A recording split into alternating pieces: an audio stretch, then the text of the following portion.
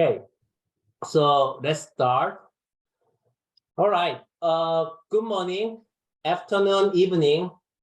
Hola, hello, bonjour, hola, ni hao, konnichiwa, 안녕하세요, and hello all. Welcome and thank you, SynBYSS people, for joining us. The 60th seminar, and I call it a J. Craig Venter Institute Day. I cannot believe the fact that we only have one more month this year. As I recently share my experience and insight in social media after almost 50 years of struggle and seeking, I have three things to share with you, especially young people today. First, teenagers want to become adults while adults want to go back to young ages. Second, young people try to earn as much money as possible, and then the old people spend as much money as possible to regain the health or youth they sacrifice when they are young. Last, young people worry too much about their future, while old people think about old glory days too much. So let's enjoy now, do it now, fail miserably now, love others more, say I love you now, and worry less. You will miss today when it becomes tomorrow. Okay, it's my tremendous honor to introduce very briefly our pioneer speaker, Dr. John Glass, who has much more wisdom than myself, I believe. And, he does not need any introduction, but I will try it briefly. He is a professor and leader of the synthetic biology and bioenergy group at the J. Craig Venter Institute. Most importantly, as you may know, Dr. Glass is part of the team that created the synthetic bacterial cell a decade ago, and also recently, and also led the microplasm minimal genome project and developed synthetic influenza virus vaccine strains in collaboration with Novartis Vaccines and Diagnostics and Synthetic Genomics. John, thank you so much for your contribution to the scientific community and also for your time today. The virtual podium is all yours, and thank you again. Thank you very much, Tae-sok. You honor me with the very kind introduction. So as Tae-sok said, I'm John, and I've been doing this for about 45 years now. And I have a sort of roundabout trajectory to get to my current position at the Venter Institute, where I have been for the last 19 years. First in our labs in Maryland, which are still there. And now I'm at our labs in La Jolla, California, although I'm in my, it's early in the morning here and I'm at home. You all have the remarkable honor and privilege right now to be involved in this global biology enterprise. And we are not really at the beginning of it, but we are at a phase where it is going to be exponentially expanding and will occupy an increasingly greater role in the economies of the world and in scientific endeavor. And I think that this is just fantastic. As Tae-sok said, we geezers wish, long for the days when we were a teenager. I would love to be where you are and have these endless opportunities in biology to decide where I wanted to go and what kind of science I wanted to do. I love what I do now, but if I were in your position, as many of you are as young scientists now, I might think about going into materials science, using biology to make remarkable new materials or something like that. But what I do now is my fundamental skill set. What we do at the Venter Institute is we can build really large pieces of nucleic acid for viruses, for bacteria, for eukaryotic chromosomes, and we have developed methods to install those and boot them up in viruses, bacteria, cells, you name it. And this is the hammer, if you will, that we have been able to do some really fantastic, enormously fun projects. By the way, I am desperately searching for 3 postdocs, or 3 postdocs these days. So if you're interested, jglass.jcbi.org, send me a note. But we are at the dawn of this new era in biology, and I will say that I got here by sort of a circuitous path. I am, as Tae-Suk said, I'm a professor now at a sort of an amazing research institute, but I was a terrible undergraduate student. I worked as a research technician for 4 years before I even applied to graduate school. And I was torn between marine geochemistry and molecular biology, but ended up going into a virology lab at the University of North Carolina at Chapel Hill. And that led to a PhD, and I did 1 postdoc in virology and said, I think that I want to try something a little different, which led me to microbial pathogenesis. That made me one of the early people involved in genome sequencing, back when it was, I sequenced one of the first 5 organisms to actually be sequenced. I was competing with Craig Venter. We were a little bit behind them. We were, a couple of years behind them, but we were early in the process. And then my job sort of moved unexpectedly. I was a research track faculty at the University of Alabama at Birmingham. And then I found that my job moved to Eli Lilly in sort of a strange thing, a big pharmaceutical company. After 5 years there, my division at Lilly went away, and that led me to the Venter Institute, and it has been fantastic. I will offer you this advice. If you are in a position, always try and say yes to anything that you find interesting. Seize opportunities to expand and broaden your research interest. Even though you may know only 1 or 2 areas of science in great depth, try to make yourself also a generalist so that you are in a position to do interesting things. Craig Venter announced at a group meeting that they were going to try to find a virologist to do a project about the microbes that were in indoor and outdoor air, and asked if anyone knew a virologist. And I said, well, Craig, I am a virologist. And he said, oh, I didn't really remember that. But that led me to a project where we were sampling viruses that were collected in oceans around the world and office buildings in New York City, just to analyze the microbial content of indoor and outdoor air. Or I went to a meeting that I was invited to inadvertently.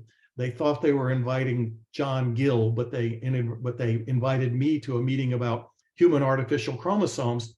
And that led to a 10-year collaboration with Harvard scientist Pam Silver, where we developed technology to build this, that I wasn't even supposed to be there, but you take advantage of these things when you come.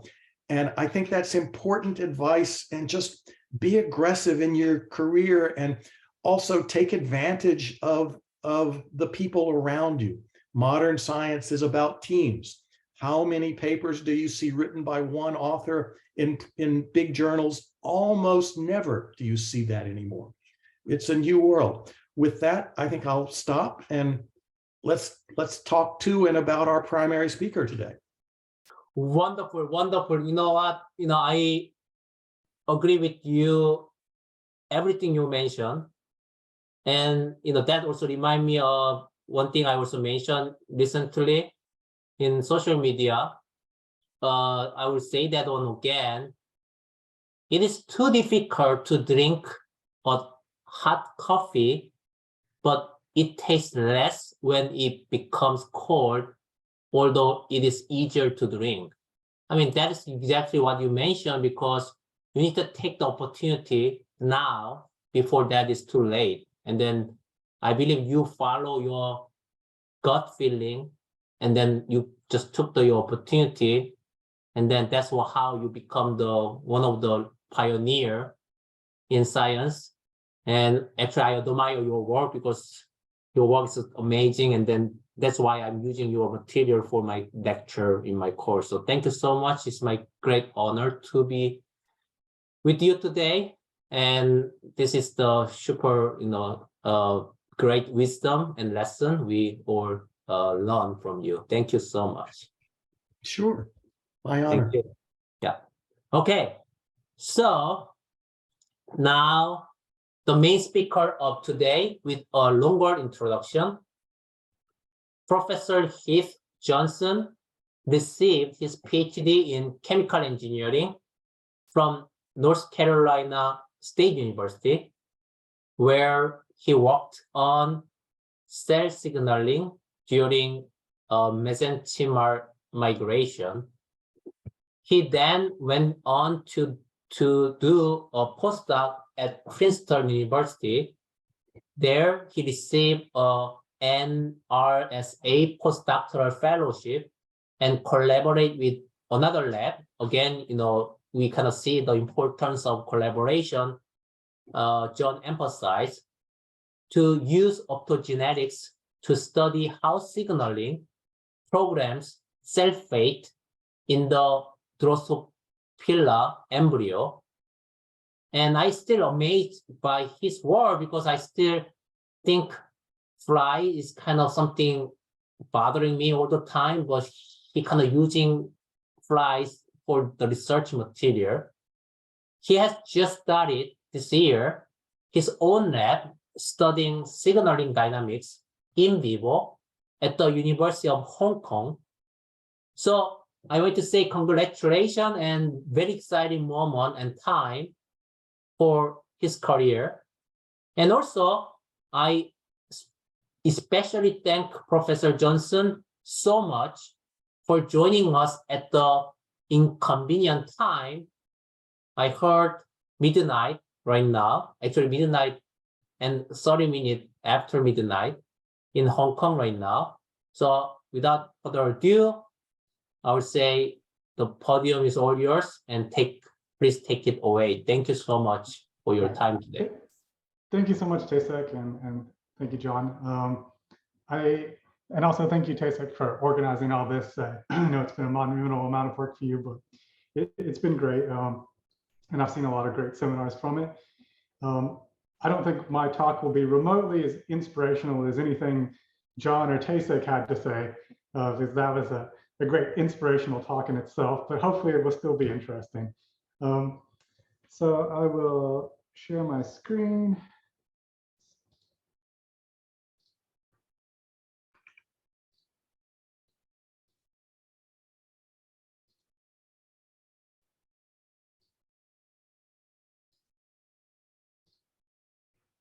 Okay, so I'm going to tell you today about work that I've done mostly from my postdoc, since I just started here, but and also tell you about some of the work that we're doing in my lab now, following up on using optogenetics in the early fly embryo to understand how the signaling pathways program cell fates there.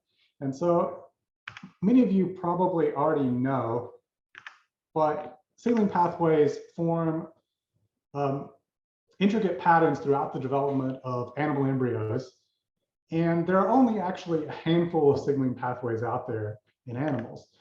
And so these pathways are highly conserved, and they have to be used repeatedly throughout development to serve many different functions. So they have to be repurposed.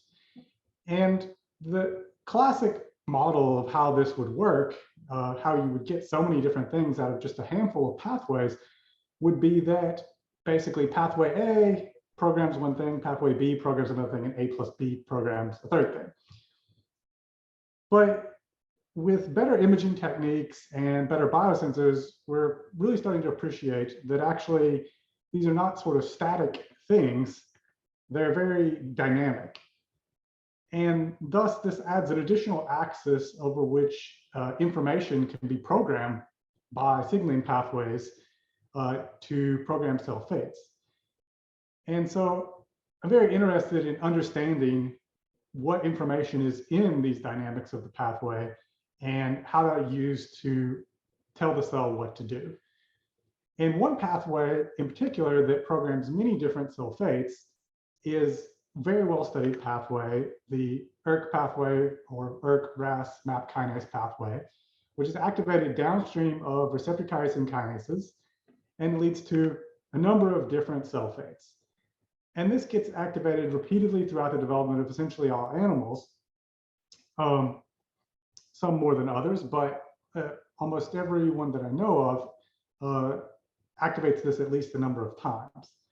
And so fly is no exception. This is just the first 5 hours of fly development, and some of the patterns that are activated there, and all these patterns will activate ERK, among other things, potentially. So we can see that there are many different localizations, and these all program different tissues. And we've known about these patterns for quite a while now. And we know that many of the downstream signaling pathways that are required through a number of great genetic studies that were done 30 years ago.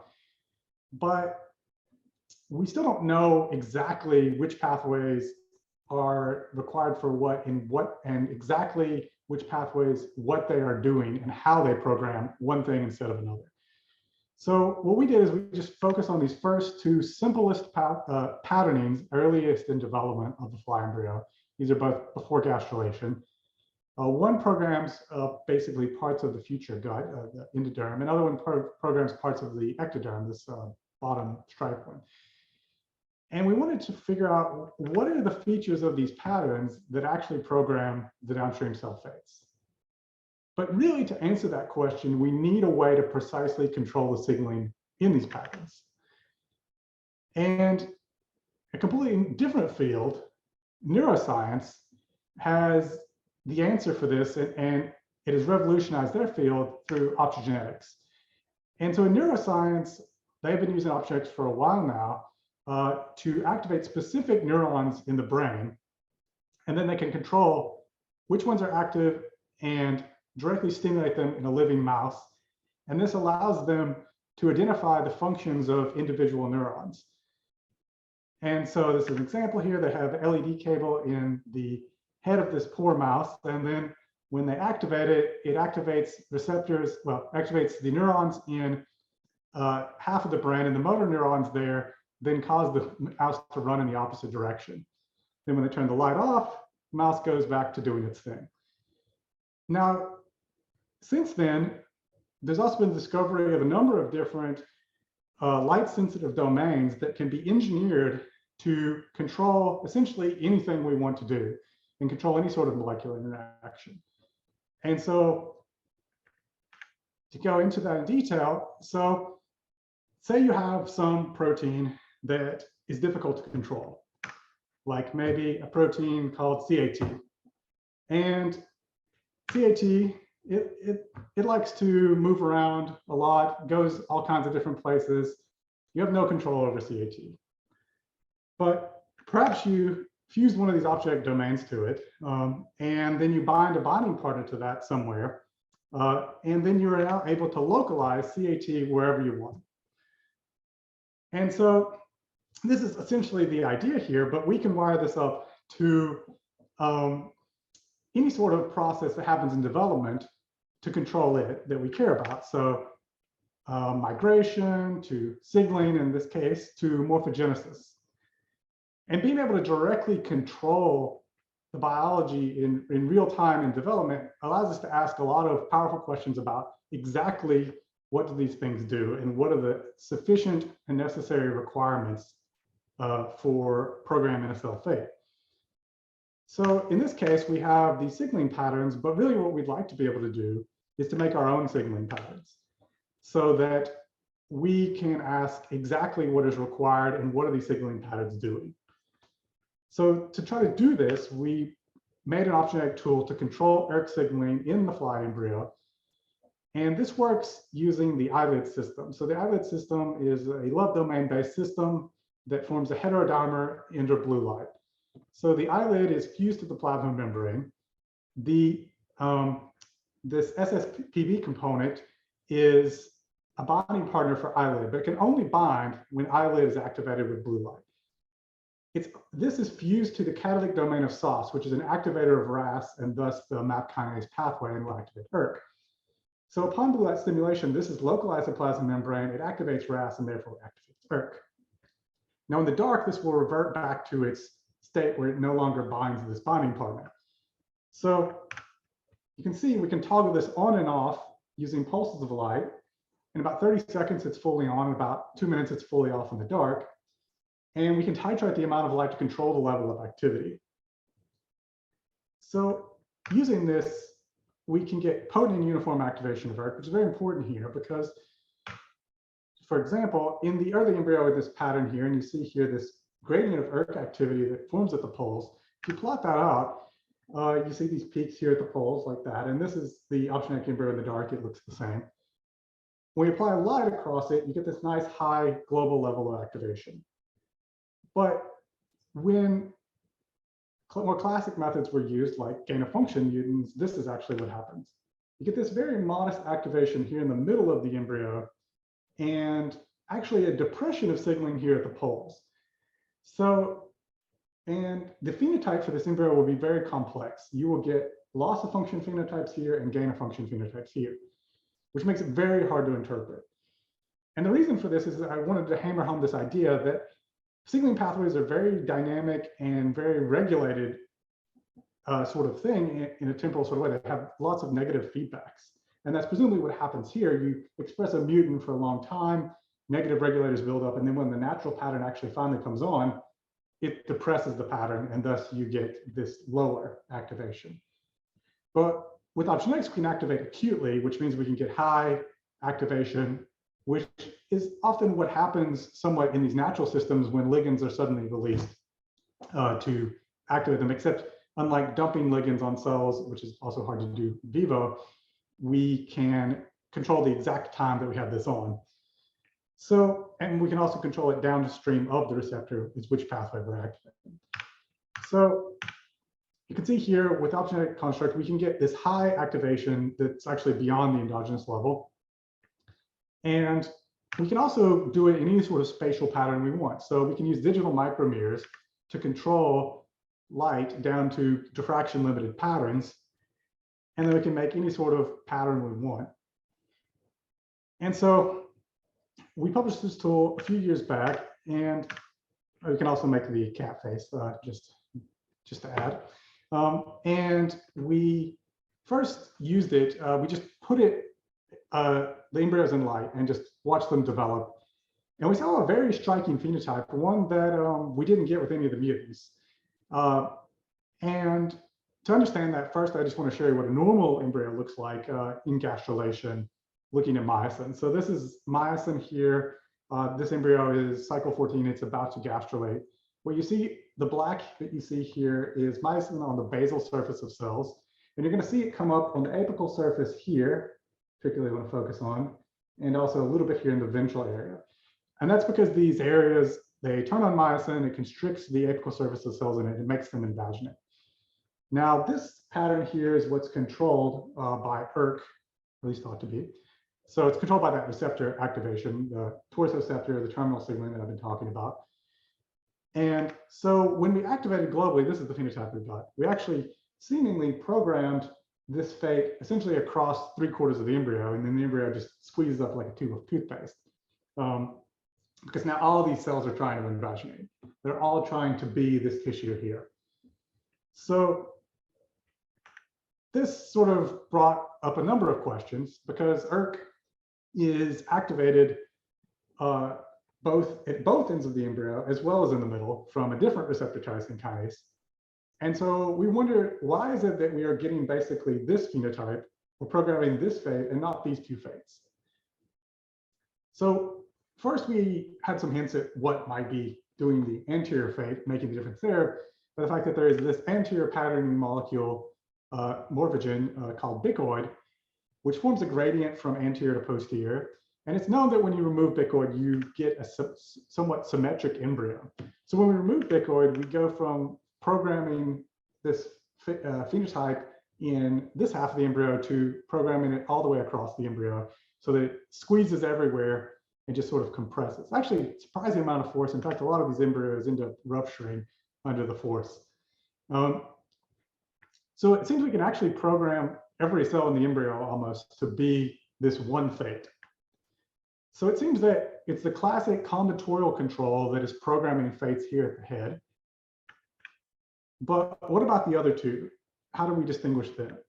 So we thought that this might be because of the length of ERK activation, because these two receptors, while they're activated overlapping times, the length of activation is different between them. So the middle ERK there leads to a transient activation of ERK, the middle activation of receptor tyrosine kinase 3 EGFR leads to transient activation of ERK, while at the poles, it's a more sustained activation. And so we systematically vary the duration and the timing that we apply the signal, and then we look at these phenotypes and we use that to basically assay what it's taking to program this. And essentially what we found is that only under sustained light do we program these ectopic fates. So this is all on top of the wild type signaling. So we're using basically the middle of the embryo, those naive cells, as a playground to sort of, a blank canvas to sort of test what it takes to program the cell fate. To go in a little more detail, we can actually line these up by the time at which we activated them, activated at different times.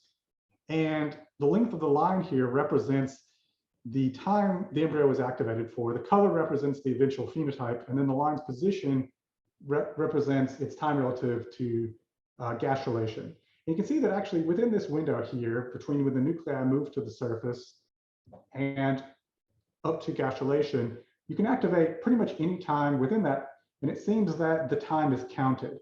And there's basically a minimum threshold of duration that's required to program these fates.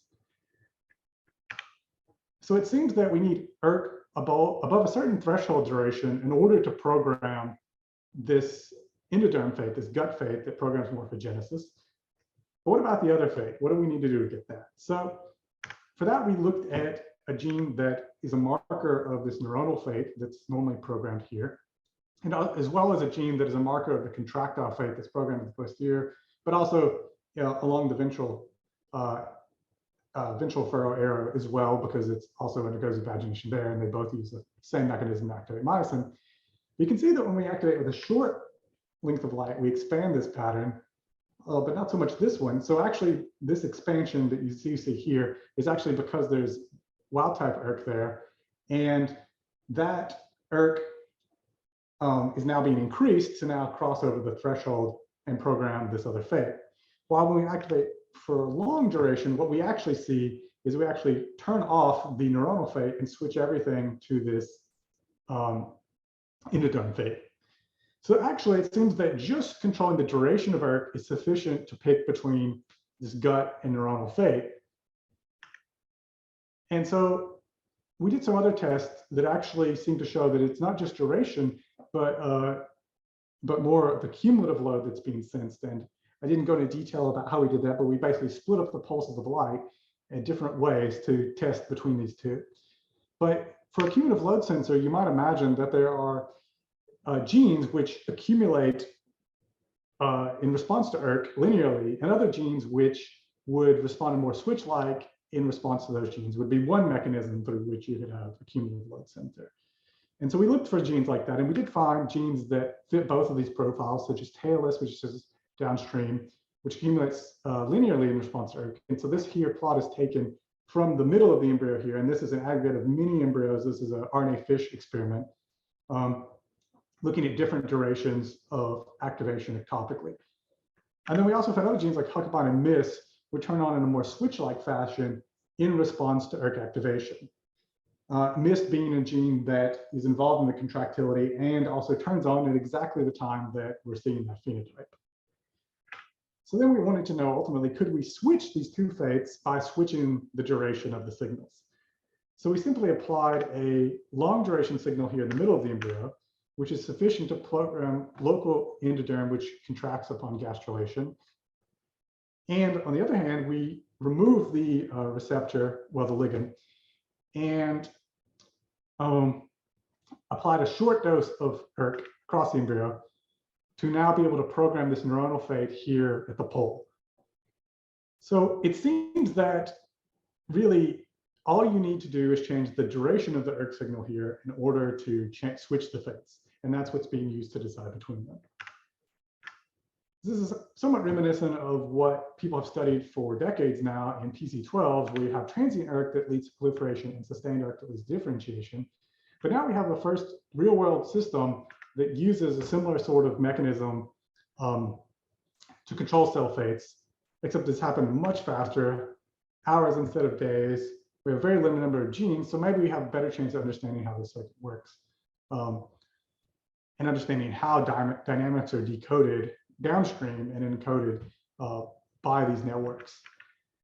So we set this up, though, really the experiment, the dream experiment we really wanted to do was to take one of these patterns, so we took SynBYSS one, and remove it using classical mutation, and then go back in optogenetically and add in the pattern ourselves.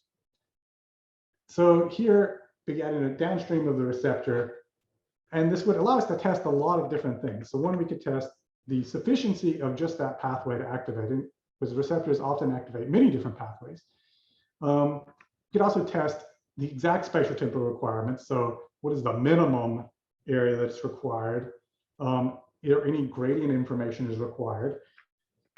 And something that you might not have thought about is that you can test whether more than one things are actually being programmed by the same signal at different thresholds. So there are many things that go away if you remove this pattern, but are they all dependent reading out a single threshold of ERK, or are they actually reading it out at multiple levels to program each one individually? And so the first experiment that we did with this was basically just mimicking the wild type pattern in time and space, but neglecting all gradient information. And so we just put a pulse of light here at the edges of the embryo in this bottom one here. And amazingly enough, this was sufficient to completely restore, to have embryos that actually lived and go all the way to hatching and adulthood from a mutant that is otherwise 100% lethal.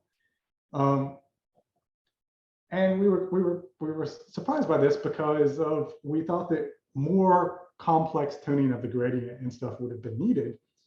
And these larvae will grow up to adults, and we can go on with those to get embryos, which would require to be rescued again.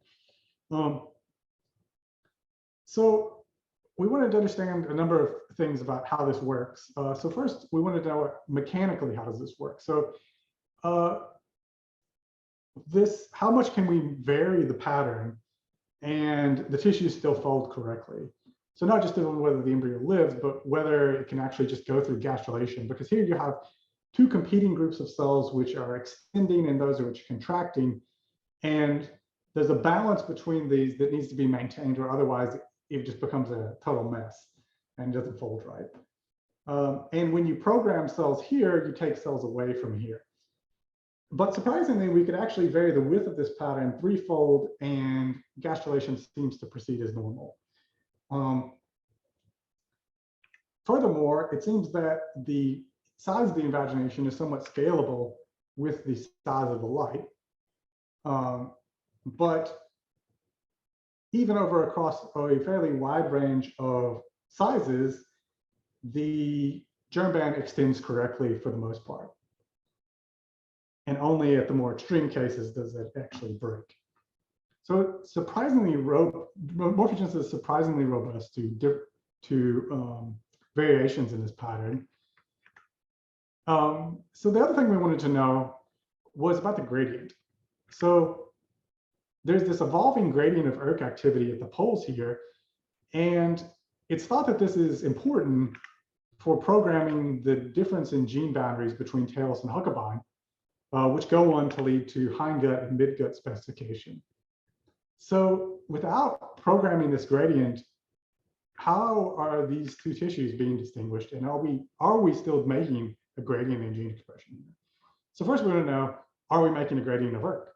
So we used the mini-seq reporter that was developed in Romain Livier's lab to understand what the ERK was doing in response to opsogenic activation in real time. So this is looking at the first few nuclear cycles before gastrulation. You can see this going in and out of the nucleus. That is off when you see dark and on when you see basically white.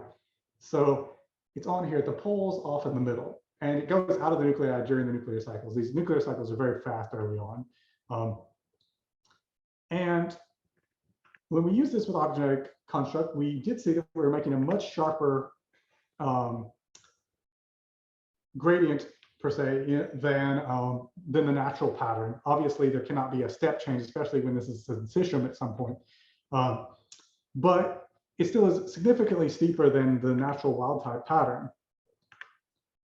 So furthermore, we want to look at the downstream transcription. And to do that, we looked at the MS2 MCP system, in which you put this MS2 stem loop after the promoter, which forms in the RNA as it's transcribed, and it can bind this MCP coat protein, which is tagged with a fluorophore, and then will localize to the RNA as it's transcribed, leaving a spot there when there's transcriptional activity. And so first we imaged the wild type transcriptional dynamics to see that they matched our idea of these patterns from fish. And I've highlighted the circled the dots for you using a script that automatically does this that I wrote.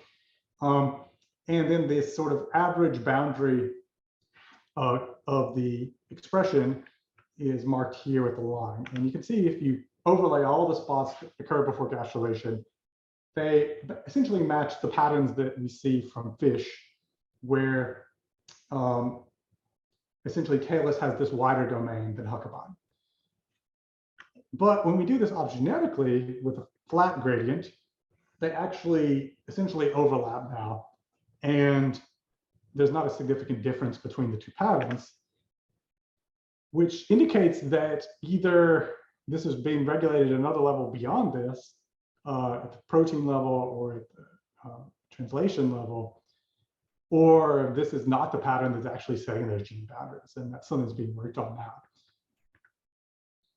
So we found that ERK is sufficient to replace the functions of the torso receptor at this point.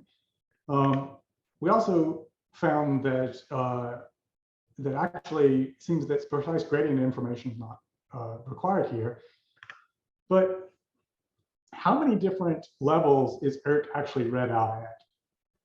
So there are a number of phenotypes that you see when you remove this ligand. Normally, you lose parts of the head structure. You lose this thing I've marked as a T for tail, and that's just what we'll call it, even though it's totally not what it is. And you lose this 8th abdominal segment, as well as meson of gastrulation. So this is without the ligand. This is the one we rescued. With that, if you just put it in the dark, you lose this head structure, you lose the 8th abdominal segment, you lose this tail thing, and you also mess up gastrulation because you don't program this posterior invagination. And so when we add light at just one side of the embryo, and here at the anterior, we can restore the head structure.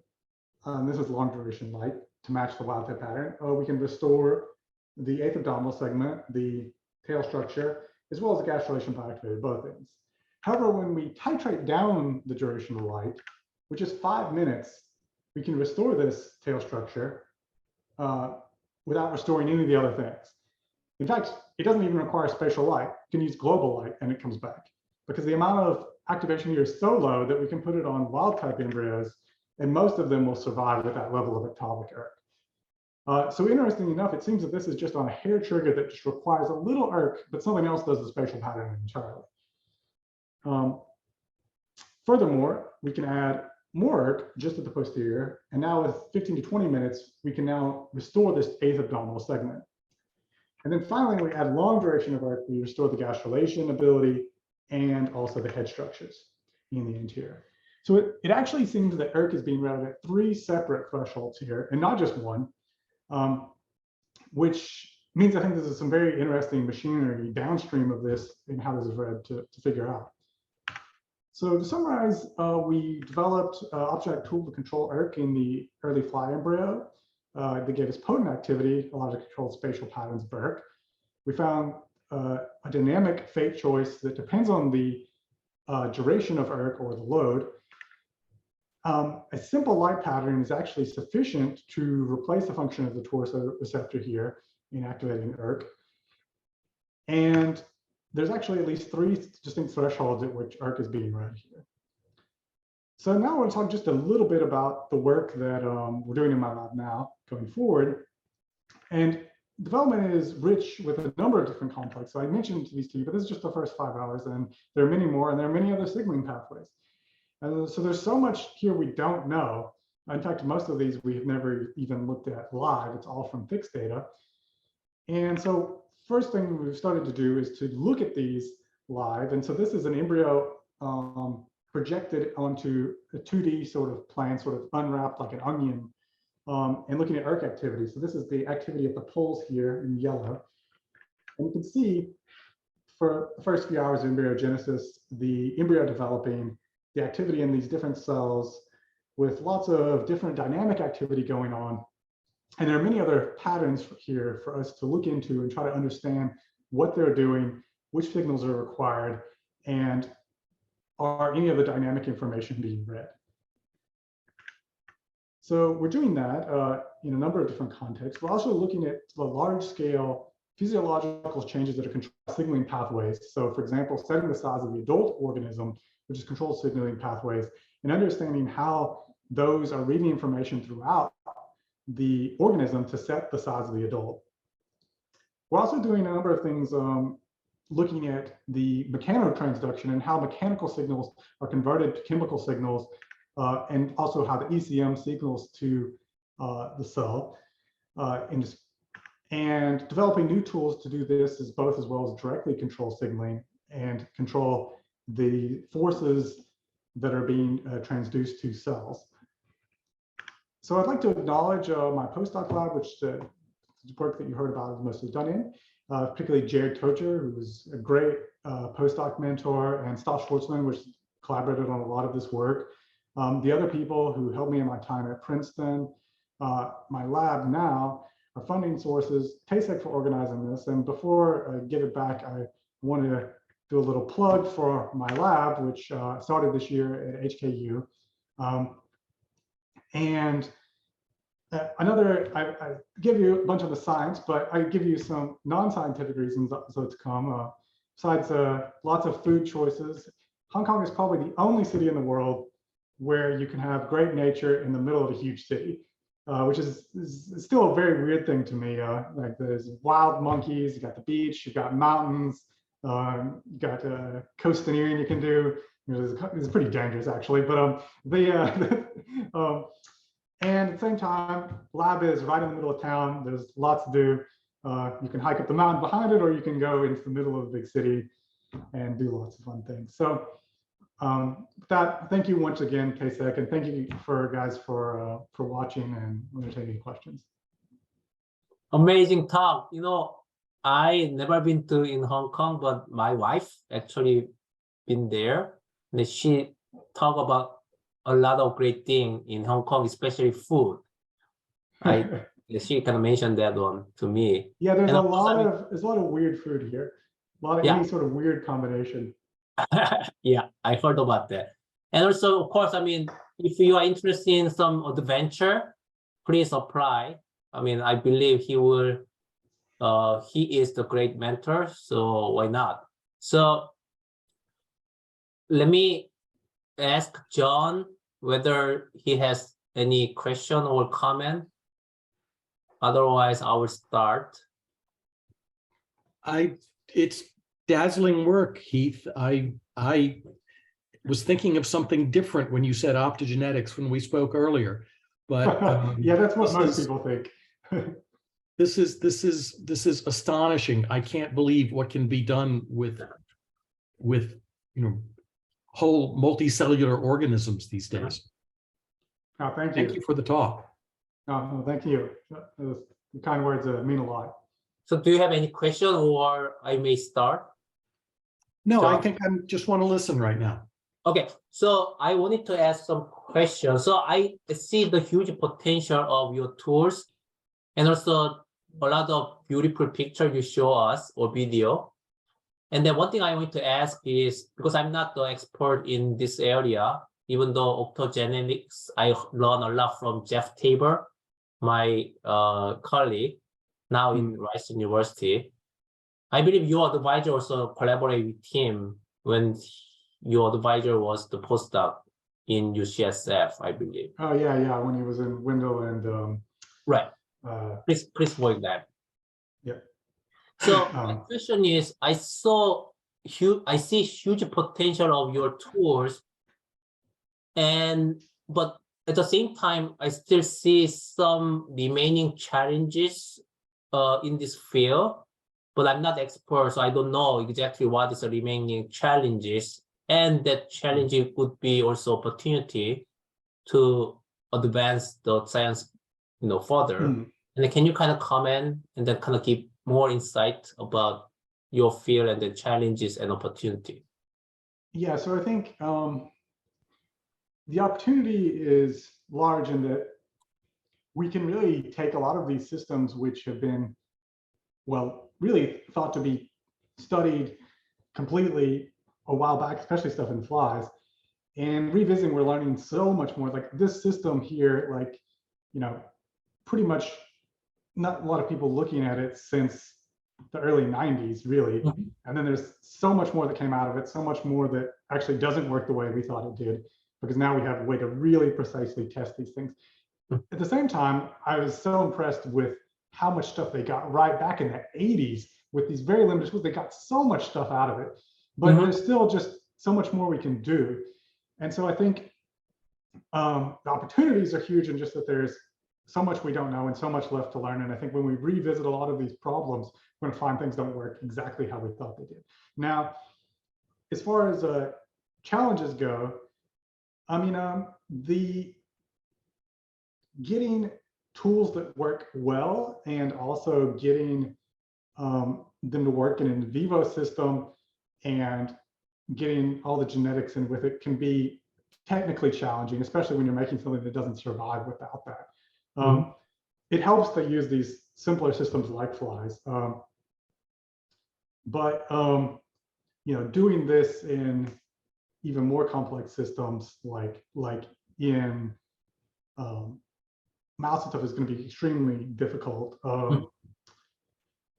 And also, doing things. The other things is there's a lot of just technical challenges with that.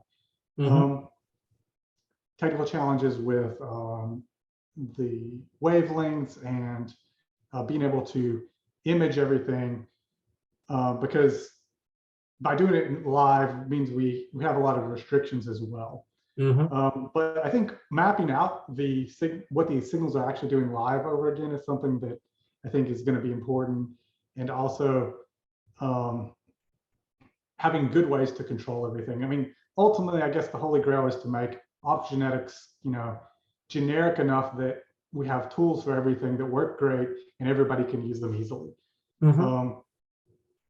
Right now, we're getting a lot of tools, but some of them don't work so well, and also they tend to frustrate other people, because when people like GFP, used to be GFP labs, the labs that worked on fluorophores, and I guess there are still ones that develop new ones, but now everybody uses GFP.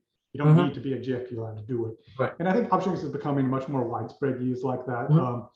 But developing tools and stuff still is not straightforward and always predictable to get a tool that you will work the way you want it to. There's little details, devil's in the details a lot of times. And but yeah, hopefully I answered your question. That's perfect. So I mean, another thing I want to kind of just ask, that is probably due to my ignorance of your field.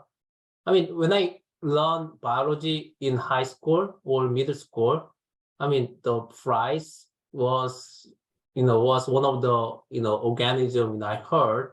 But when I become the professionals, I mean the researcher, I didn't see many people working on this interesting organism. Why is that? I mean, I'm just curious. I mean, is it because I think it's just because it's not sexy, because people think it's a solved problem. But but honestly, I think we move too fast. I think we jumped the shark. I mean, not jumped the shark, we jumped the gun. We in some cases, I think we moved to a more complex system before we were really ready. And because of all the studies that were done back in the 80s and 90s that identified all these pathways, all these great discoveries, but then once they were identified, people wanted to investigate them in stuff like mice, mammals, but I think instead doing more detailed stuff in a simpler system may actually give us more accurate information, but especially fundamentally about how these are working. Not to dismiss stuff in more complex systems is obviously important and ultimately where we want to go, but I think there's a lot of value still in these systems to be gained. That's interesting. So I mean, that was my sort of guess, because you mentioned it's not sexy enough, but you may want to think, this is my comment actually, you may want to think what would be potential application out of your research, even though based on your research, your presentation, your focus is more fundamental understanding, but at the end of the day, to appeal to the funding agency, you may want to also sell your research, like, potentially this one lead to some practical application. I mean, that might be your field appealing more to the young people, because I mean, at the end of the day, more than 20 years of synthetic biology, and then now we need to deliver something to the community. Some practical, the practical product. And then I see something, but I'm not expert in these fields. I don't know what kind of thing we could think about research from your organism into real world application. And then you probably think about that one next couple of years. And then if you cannot implement that one, I guess you will get fly field back to the mainstream, I guess. Well, I think one, since signaling pathways effectively can be used to control pretty much anything, and everything, obviously understanding them has implications for human health, but optionetics directly, while a lot of it in form probably not going to be used as a drug directly, though, however, a lot of these could be rewired to be used potentially in as a drug, as far as switching them back to chemical domains once we understood what we were shooting for. And or even they even have I don't even know what the word is for it, but you can at least for using like heat sensitive promoters and stuff, you can use like ultrasound to stimulate things through tissue. And I guess with these, you can also do some of these with multi-photon or longer wavelength light that actually could penetrate through tissues. So, though at least in my mind, obviously the flies here, I'm not directly developing a drug to put in somebody tomorrow or treatment. And also, earlier, John mentioned, there's something interesting, we have the seminar discussion. That might be something you also consider, In that way, you may have the collaboration with John and later on with the something I guess a little bit crazy idea, but why not? Yeah, So, I mean, actually, honestly, I think John's idea is great, and I would love to do it, but I think I need a good bit of help from him because that's got a lot of his expertise in it. sure. So let me check whether we have any additional question from audience. I do not see anything from the chat and the Q&A. And then now I believe your time is the 1 a.m. 7 minutes, I guess, right?